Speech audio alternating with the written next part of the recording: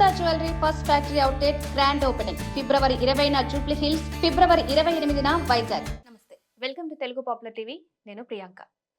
ఈరోజు మనతో పాటు TDP spokesperson, NTR Jagruthi అధ్యక్షుడు ఏఎస్ రావు గారు మనతో పాటు ఉన్నారు. వారితో మాట్లాడే ప్రయత్నం చేద్దాం. నమస్కారం సార్. నమస్కారం అండి. సార్, లేటెస్ట్గా వేద పండితుడు చినజీయర్ స్వామి గారు హిందువుల మనోభావాలు దెబ్బతినేలాగా కొన్ని వ్యాఖ్యలు చేశారు. సో దానిపై మీరు కంప్లైంట్ కూడా ఇవ్వడం జరిగింది. దాని గురించి మీరు ఏం చెప్తారు? చినజీయర్ స్వామి గారు గత 2-3 సంవత్సరాల నుంచి ఇలాగే హిందువులకు అభ్యంతరకరమైనటువంటి విషయాలు కొన్ని మాటలు మాట్లాడడం జరిగింది, వ్యాఖ్యలు చేయడం జరిగింది. ఏదంటే ఒక tribal festival, Sammakka Sarakka festival అనేది అదొక ట్రైబల్ ఫెస్టివల్.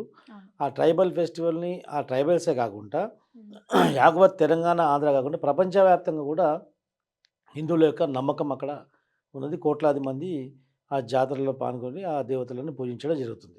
వాళ్ళ నమ్మకానికి ముడిపడింది ఇది. అంటే హిందూ సంస్కృతిలో చెట్టుని, గుట్టని, నీళ్ళుని, పాముని, కుక్కని కూడా మొక్కే సంస్కృతి మన హిందువులోది. అది ఆ స్వేచ్ఛ రాజ్యాంగం, భారతదేశ రాజ్యాంగం అందరికీ ఇచ్చింది. ప్రతి దాంట్లో దైవత్వం.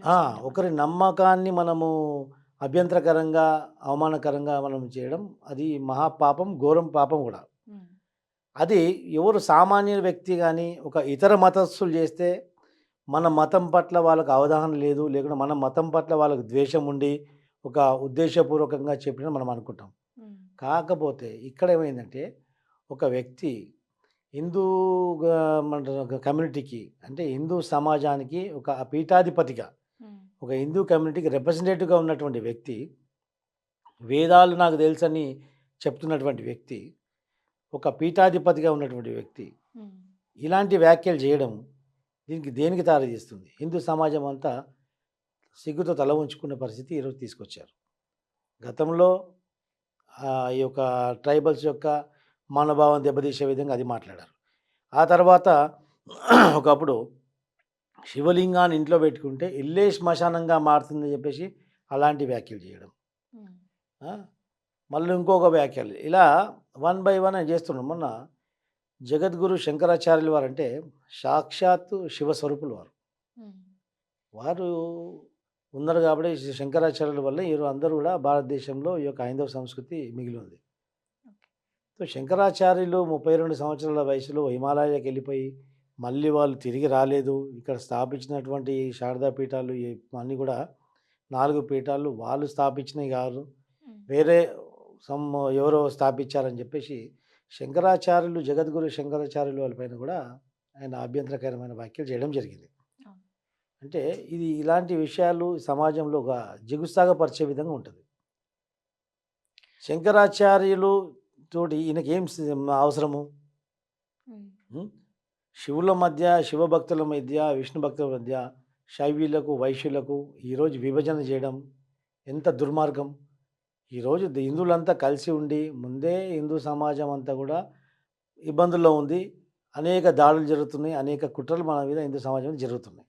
అలాంటప్పుడు ఐకమత్యంగా ముందుకు పోవని చెప్పి బోధించేటువంటి స్థానంలో ఉన్నటువంటి వ్యక్తులే ఇలా హిందువులను విభజించే విధంగా చేస్తే దీని వెనుక ఏదో దుష్టశక్తి పనిచేస్తుందని చెప్పేసి హిందూ సమాజానికి మొత్తం ఒక అనుమానం వచ్చింది ఈరోజు. దానికి బలపరుస్తూ ఈయన వ్యాఖ్యలు చేస్తున్నాడు. ఇప్పుడు చినజీయర్ స్వామి గారు అంటే ఒక వేద పండితుడు, వేద గురువు, వేద పాఠశాల నడిపిస్తున్నాడు. అంటే దీనికి ఇలా ఒక రకంగా హిందుత్వాన్ని సపోర్ట్ చేస్తున్నట్టే అని అంటారు.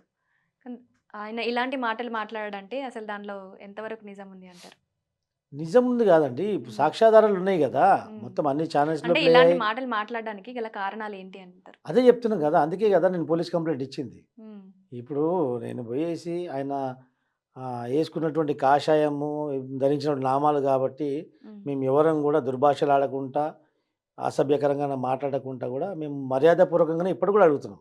అయ్యా చినజీయర్ స్వామి గారు, మీరు బహిరంగంగా క్షమాపణ చెప్పండి, మళ్ళీ భవిష్యత్తులో కూడా ఇలాంటి వ్యాఖ్యలు చేయనని చెప్పేసి ప్రమాణం చేయండి. అదే మేము కోరేది.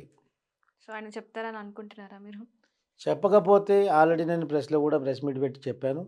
ఒక వారం రోజులు ఆయన టైం ఇచ్చాము. వారం రోజుల్లోప చినజీయర్ స్వామి గారు బేషరతుగా హిందూ సమాజానికి క్షమాపణ కోరకపోతే ఖచ్చితంగా నేను నిరాహార దీక్ష చేయబోతున్నాను. ఖచ్చితంగా నిరాహార దీక్ష చేస్తాను. ఆయన దిగొచ్చేంత వరకు చేస్తాను. ఇది ఇంతటితో ఆగిపోలేదు. ఇంకా చాలా ఉంది. ఓకే. చిన్నజీయర్ స్వామి గారు ఒక వేద పండితుడు, ఒక పాఠశాల నడిపిస్తున్నాడు ఆయన. అంటే వేదాలు నేర్పిస్తూ. సో, ఆయన అలాంటి వ్యక్తి. ఆయనకు తెలియకుండా ఇలాంటి మాటలు ఎలా మాట్లాడగలిగారు? ఇప్పుడు చిన్నజీయ స్వామి మీద అందుకే కదా అందరికి అనుమానం వస్తుంది. ఓకే. గతంలో ఉత్తర భారతదేశంలో ఆశారాం ఆశ్రమంలో ఏ విధంగా జరిగినాయి, డేరా బాబా ఆశ్రమంలో ఏ విధంగా జరిగినాయి, హిందూ సమాజం అంతా తల వంచుకునే విధంగా అవమానకరంగా హ్మ్. చూసాం మనం. వాళ్ళ వ్యాఖ్యలు తర్వాత వాళ్ళు ఎదుర్కొన్నటువంటి సిచ్యువేషన్ కూడా. ఇక్కడ కూడా మళ్ళీ ఒక ఆశారాం ఆశ్రమం అవుతుందా అని చెప్పి అందరూ భయపడుతున్నారు. ఓకే. ఎందుకంటే ఒక వేద పాఠశాల నడుపుతున్నారు. అవును. అక్కడ వందలాది మంది విద్యార్థులు వేద విద్యని అభ్యసిస్తున్నారు. హ్మ్. ఆ విద్యను అభ్యసిస్తుంటే ఆ వేద పాఠశాల నడిపిస్తున్నటువంటి ఆ వేద పాఠశాల పీఠాధిపతి అవును. బయట వచ్చి సమాజానికి అభ్యంతరకరంగా మాట్లాడుతుంటే హ్మ్. వారి కింద విద్యను అభ్యసిస్తున్నటువంటి పిల్లల మనసులో ఏ విషబీజాన్ని నాటుతుందని చెప్పేసి అందరికి అనుమానం వస్తుంది. ఓకే. రేపు ఈయన ఉంటాడు, తర్వాత వేరే సంగతి. హ్మ్. ఈయన ద్వారా తయారైనటువంటి వందలాది ఇట్లా విభజన ఆలోచనతోటి వాళ్ళు విద్య నేర్చుకుంటే రేపు బయటకు వచ్చి సమాజంకి ఎంత హానికరం, హ్మ్. దేశానికి హానికరం. దీన్ని ఖచ్చితంగా అందుకే నేను క్వశ్చన్ కూడా చేశాను. దీన్ని ఇప్పుడు ఏ వేద పాఠశాల నడిపినా కానీ హ్మ్. మహర్షి సందీపాని రాష్ట్రీయ వేద విద్యా పరిషత్ అనేది ఒకటి ఒక ఆర్గనైజేషన్ ఉంది. ఓకే.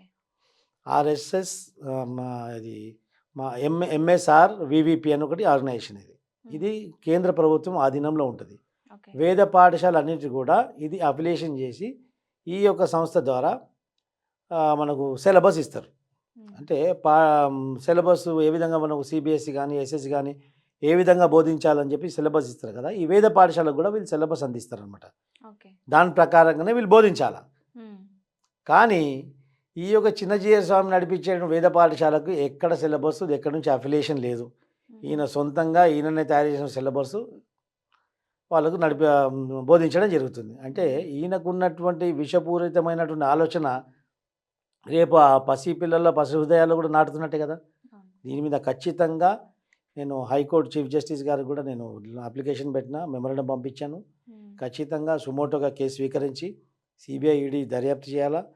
ఈయన ద్వారా ఎంతమంది పిల్లలు ఆ వేద పాఠశాలలో చదువుకున్న వేద విద్యను అభ్యసిస్తున్నటువంటి పిల్లలకు ఏ విధంగా ఆయన మైండ్ డైవర్ట్ చేశాడు, వీళ్ళ యొక్క డివిజన్ భావన, ఈ హ్మ్. యొక్క విభజించే భావన వాళ్ళు కల్పించినట్టు అనుమానం ఉంది. కాబట్టి వాళ్ళందరినీ కూడా ఎగ్జామిన్ చేస్తే వాళ్ళ యొక్క మైండ్ సెట్ ఏ విధంగా తయారైంది అనేది తెలుస్తుంది. ఒకవేళ వాళ్ళ మనసులలో కూడా ఇలా శివుడు వేరే విష్ణువు వేరే అంటే హిందూ వర్గాలలో వేరుపాటుతనం వాళ్ళు వస్తే గిట్లా ఖచ్చితంగా అంటే హిందువుల చిన్నజీయ మధ్యనే స్వామి గారు వారిపైన నేరారోపణ నిర్ధారణ అవుతుంది. హ్మ్. అంటే హిందువుల మధ్యనే విభేదాలు సృష్టించాలని ప్రయత్నిస్తున్నాడని మీరు అంటున్నారా? ఖచ్చితంగా ఈరోజు హిందువుల మధ్యన విభేదాలు సృష్టించే చర్యనే కదా ఇది. హ్మ్. లేకుంటే ఇప్పుడు నేను వెంకటేశ్వర స్వామి గుడికి వెళ్తాను, శివుని గుడికి వెళ్తాను. అవును. మన ఇంట్లో దేవుని విగ్రహాలు ఉంటాయి, అన్ని విగ్రహాలు ఉంటాయి కదా. అవును. మరి ఈరోజు సమాజంలో ఉన్న భక్తులకు సామాన్య ప్రజానీకానికి ఎవరికి కూడా లేనటువంటి ఇబ్బంది ఈ స్వామికి ఏమొచ్చింది? హ్మ్. అంటే దానివల్ల ఆయనకేం లాభం అంటారు? అదే చెప్తున్నా కదా, దీని మీద ఎంక్వైరీ చేయాలా. మీ వెనుక ఏ విధమైనటువంటి కుట్రకోణం ఉన్నదో తెలియదు కదా. ఏదైనా దుష్టశక్తి కానీ ఏదైనా ఉందా లేదు తెలియదు కదా. ఇప్పుడు కొన్ని మదర్సాలలో దేశానికి వ్యతిరేకంగా బోధన చేస్తుంటారు, అవును. వాళ్ళను ఉగ్రవాదులుగా మారుస్తుంటారు. హ్మ్. తమరు చేస్తుంది ఏందో మరి ఎంక్వైరీ కావాలి కదా, తప్పు కాదు కదా అడగడంలో. మాకు వచ్చినటువంటి డౌట్ అడుగుతున్నాం. హ్మ్. ఎందుకంటే ఆ విద్యను చెప్పే వాళ్ళే గురువే ఈ విధంగా ఉంటే రేపు శిష్యులు ఏ విధంగా వస్తారు? అవును. అందుకని చెప్పేసి ఖచ్చితంగా దీనికి ఒక వేద పాఠశాలకు సిలబస్కి అథెంటిసిటీ తీసుకురావాలా. హ్మ్. అక్కడ జరుగుతున్నటువంటి విషయాలు కూడా అన్నీ బయటికి తీసుకురావాలా. అక్కడ ఏ విధమైనటువంటి అసాంఘిక కార్యక్రమాలు జరుగుతుంది. గతంలో వారి యొక్క సొంత మేనల్లుడు ఒక సన్యాసం స్వీకరించినటువంటి వ్యక్తి దగ్గర అనుసంధానాలు కూడా చుట్టుముట్టు కూడా కుటుంబ సభ్యులు ఎవరు ఉండరు. సాంసారిక జీవితాన్ని మొత్తం వాళ్ళు వదులుకుంటారు. హ్మ్. కానీ వీరి దగ్గర బంధుమిత్రులందరూ కూడా వాళ్ళు ఆశ్రమంలో బాధ్యత నిర్వహిస్తున్నారు. ఓకే. విష్ణు స్వామి అని చెప్పేసి వాళ్ళ సోదరి కుమారుడు, హ్మ్. తానే రేపు పీఠానికి ఉత్తరాధికారి అని చెప్పేసి కూడా కొన్ని ఛానళ్ళలో వచ్చినాయి. వారు ఈ మధ్యలో కూడా అభ్యంతరకరంగా రివాల్వర్ పట్టుకొని పబ్బులలో డ్యాన్సులు తాగుకుంటా. హ్మ్. సో ఇలాంటి వ్యాఖ్యలు మీడియాలో వచ్చినప్పుడు చిన్నజీయ స్వామి గారికి బాధ్యత లేదా? అంటే ఇదంతా చూస్తే లోపల జరుగుతుంది ఒకటి, బయటికి కనిపించేది ఒకటి ఇలాగా ఏమో పోట్రే అవుతుంది. జరుగుతుందేమో. ఉమ్. జరుగుతుంది అని చెప్పి కాదు. ఇప్పుడు ఆయన జరుగుతున్నటువంటి సిచ్యువేషన్ చూస్తే సంథింగ్ ఈజ్ ఫిషీ అన్నట్టు అర్థమవుతుంది. అవును. దీంట్లో డిపార్ట్మెంటు, చట్టం, ప్రభుత్వం జోక్యం చేసుకొని సమాజం హితం కొరకు ఉమ్. దీన్ని వాస్తవాలు బయటికి తీసుకురావాల్సిందిగా ప్రభుత్వాన్ని, ఈ యొక్క ఎడ్యుకేషన్ డిపార్ట్మెంట్ని, కోర్టును కూడా నేను ఆశ్రయించడం జరిగింది. ఓకే. వారి మీద ఎఫ్ఐఆర్ చేయమని చెప్పి కూడా కంప్లైంట్ చేయడం జరిగింది. ఈ వారం రోజుల లోపల చిన్నజీర స్వామి వారే స్వయంగా వచ్చి బయట ఎక్స్ప్లెనేషన్ ఇచ్చి క్షమాపణ కొడితే ఈ వివాదం ఎక్కడి వరకే సద్దుమణిపోతుంది. హిందువుల గౌరవం కూడా కాపాడబడుతుంది. లేకుంటే ఖచ్చితంగా వారిపైన చట్టరీత్యంగా లీగల్గా అందరు ప్రొసీడ్ అవ్వడం జరుగుతుంది. ఇప్పటికీ చాలా రాష్ట్రాలలో కూడా ఆయన మీద కంప్లైంట్ చేయడం జరుగుతుంది. ఓకే. ఇది ఒక దే నేషనల్ ఇష్యూ కాబోతుంది. అంటే ప్రభుత్వం ఎలాంటి చర్యలు అనుకుంటున్నారు? ఖచ్చితంగా దీని మీద ఎంక్వైరీ చేయాలా. ఉమ్. ఆశ్రమంలో ఏమైనా అవకతవకలు జరుగుతున్నాయా? ఉమ్. జరగకపోతే గుడ్, జరిగితే మాత్రం దాన్ని అరికట్టాలి. అది ప్రభుత్వం బాధ్యత, సమాజం బాధ్యత కూడా. అవును. సమాజ హితం కొరకు ఇది మనం చెప్పేది. వ్యక్తిగతంగా వైరం ఎవరితో ఎవరికి లేదు. ఉమ్.